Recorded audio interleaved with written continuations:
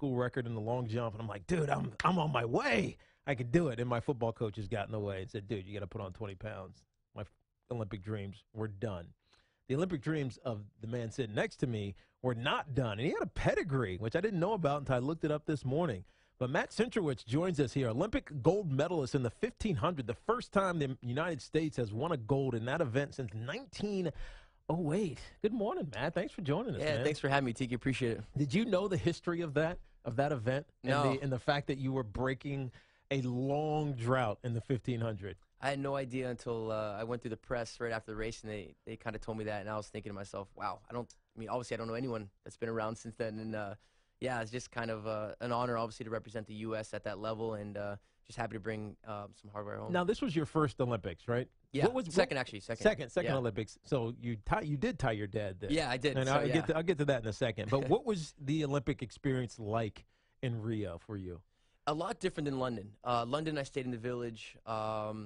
This year, I stayed outside. The village was too far away from the stadium. And, yeah, it wasn't exactly, I think, what we thought was going to be going down to Rio, with the beach scene and everything like that. It was a little more business. And I didn't race till the end, so I definitely had to kind of keep a cap on it for most of the week. So, but obviously it was all worth it. So all those fears that we heard about leading into the Rio Olympics, were they justified? Were they overblown? I think probably a little bit overblown, but there were certainly some things you had to watch out for and be worried about. But our team did a great job. We actually had a Navy SEAL with us 24/7. Like protecting you? Protecting. So I definitely was trying to start some fights because I had him in my corner. I wasn't worried. That's badass. We had a bulletproof van driving around, so, talking smack out the window, rolling it up real quick.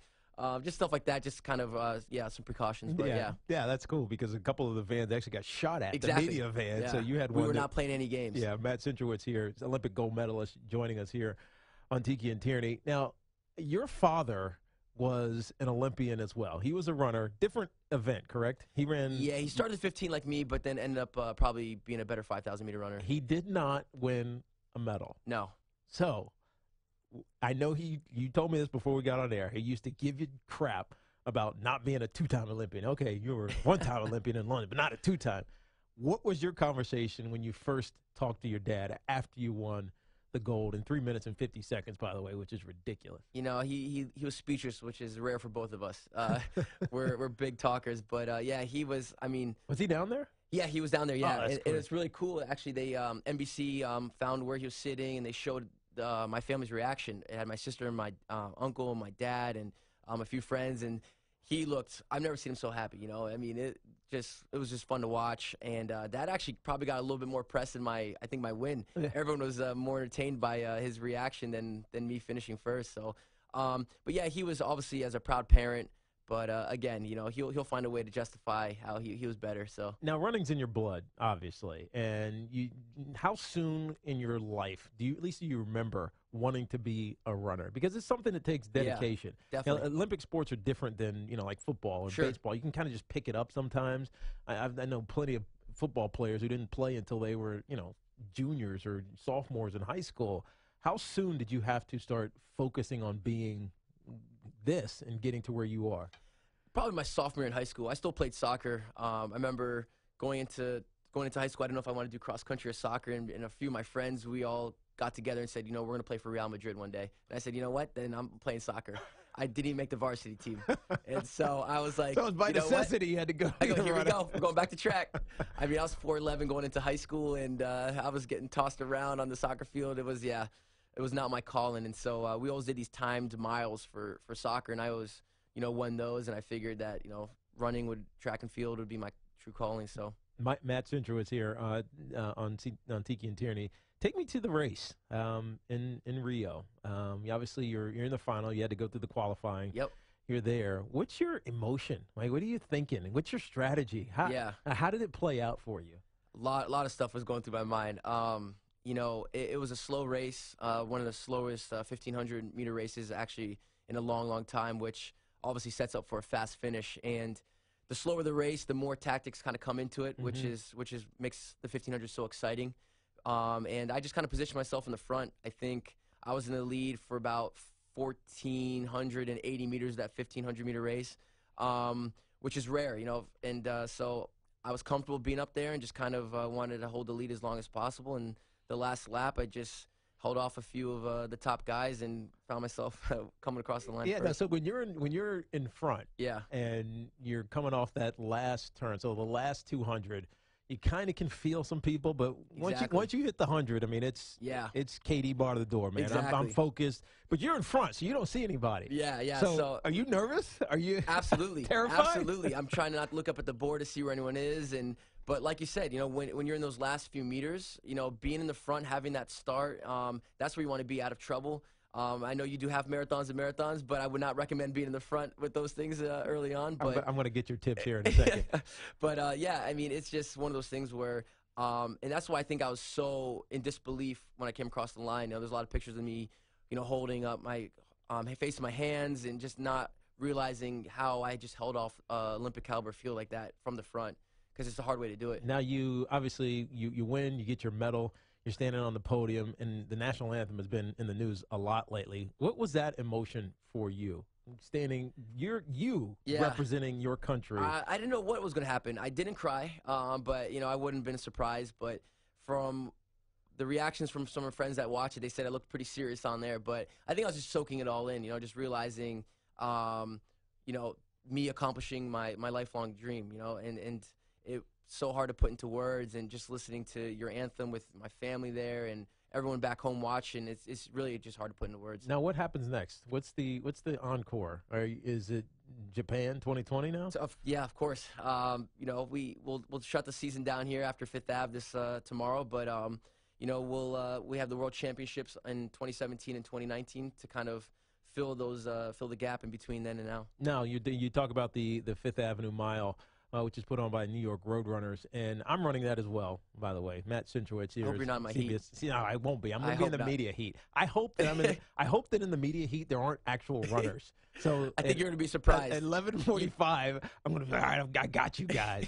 What's the key to it? Give me a point. Have you done this before? Yes. So you have done the Fifth Avenue Mile done it before. 3 times. So because is it uphill or is it downhill? Because until I ran the New York City Marathon 2 years ago, now going on to my 3rd one this year I'll run, I had no idea how hilly Fifth Avenue is. So is it up or is it down? So it starts, the first quarter miles is flat. The second quarter is a slight uphill. The third quarter is a slight downhill, and then it ends flat. Last quarter mile. Oh, so that's easy. Now I got that. I've heard a little bit about your strategy. I hear you go out a little quick, and then you kind of I won't say die, but falter a little bit. So, but that's in a marathon. That's in a marathon. I'm going to tell you this mile. right now. I'm going to tell you this right now. Here we go. The problem with these road miles is you could see the finish line for about a half a mile once you get over that hill, and you think you're closer than you really are. So you're going to start kicking. You're going to be like, are we there yet? So I'm going to tell you this right now. They have markers on the side that tells you when you have 400, 300, 200, 100 to go. Use them. I mean, I'm telling you. So it looks a lot closer. Don't kick until when? Don't 200? kick until. I got to look at some of your tapes. I got to see some of your highlights. I need to see. Sam, to pull up some highlights. I need to pull up. We're gonna watch some video after this. Hey, for me, it was all when I got in the open field form. It was all form, and speed wasn't increasing, but form. Okay, so I'm thinking, with 200 to go, it's probably pretty good. All right, so what are you gonna run this in? That's tough. I ran 3:52 is my fastest time on here, but the field is probably one of the best it's been in a long, long time, and so I wouldn't be surprised if it ends up being under 350. Well, wait, look, you just won an Olympic gold medal. I mean, you have the medal in studio, which is awesome. Of course. It's heavier. It's not leaving my side. Much heavier than I thought it was going to be. You mean to tell me you're actually running the New York Runners Fifth Avenue Mile to win? I believe it or not, I am. I'm too competitive. Really? I'm not showed up just to get smashed over here. It's like your victory tour. It's your victory lap. And then what happens when you run a faster time than me? Then you get bragging rights for you. There is no way I'm running faster than you. I hope to get about 6:40. Okay, that's what I hope. I'll be watching. Maybe I'll be able to go faster. I think really. you're capable of that. Should be good. I hope. After hearing your half marathon PRs and marathon PRs, you should be able to do that. Have you ever done the longer distances? Have you done half marathons or full marathons? In practice, I've done an 18 miler for a long run, but never a race. Don't give my coach any ideas, please. I hope he's not listening. Now, you talked about your dad earlier, how he started at 1,500 and then ultimately moved up. I think, what did he finish at, 5,000? Yeah. Does that happen as you get older? Absolutely. You have to run longer distances because speed is so much a part of winning a mile or Yeah. the 1500, I should say, in the Olympics? In any event, you'll see as you get older, you can't obviously move as quick as you were, when you first got into it. And I'm sure, getting out of bed as you get older through your career, you felt you weren't the same as when you were in your 20s, early 20s. And so most of the time, a lot of the athletes, they'll move up whatever the next distance is. So for the 1500 guys, it's the 5K. For 10K guys, it's the marathon. For 5K guys, it's the 10K. So for me, I can't see myself ever doing a 10K on the track. I'd rather do a marathon, but 5K is definitely, I've done a few of those, and I think it's going to be in 2020, maybe my event, maybe 2024. Yeah, 10,000 is a lot of laps around a track. It's just like, tune in for the last few. That's all you need to watch. It's like, what's it, European vacation. Look, kids, McBen, Parliament. You're going around and around vacation, and around and around. We're talking to Matt Centrowitz here on CBS Sports Radio. Tell me your best memory from Brazil and your Olympic experience. Not including, obviously, your gold medal. Yeah, it's hard to say because, like I said, I didn't really, do the opening ceremonies. I didn't do the closing ceremonies. Why didn't you, by the way? So because of how it timed out? Well, I did it in 2012, and I met all the, the players I wanted to meet, from Serena Williams to the basketball players. So I got my pictures in and checking out the roster. I wasn't, didn't see anyone on there that I needed to meet this year, but anyways, my race was late, and we didn't get down there until the 7th, which was the day after opening ceremony. So, like I said, it was more of a business trip this time around, and been there, done it. But my favorite memory, I would probably have to say, is just after the race. Got to enjoy the steakhouse down there, got to enjoy the fine cuisine that Brazil had to offer, and kind of going out for once, and soaking it all in with my family, my friends that came down all the way, and it was just living in the moment, just soaking it in. Did you get to see Usain Bolt? Did he run that day as well? He raced the day before, but I did watch him. Yeah, it was pretty impressive. He was the guy that I wanted to see when I covered the Olympics for NBC in China, and it's the only event I really cared to see. Sure. And it was worth the price of admission. Oh man, yeah, he's incredible. Well.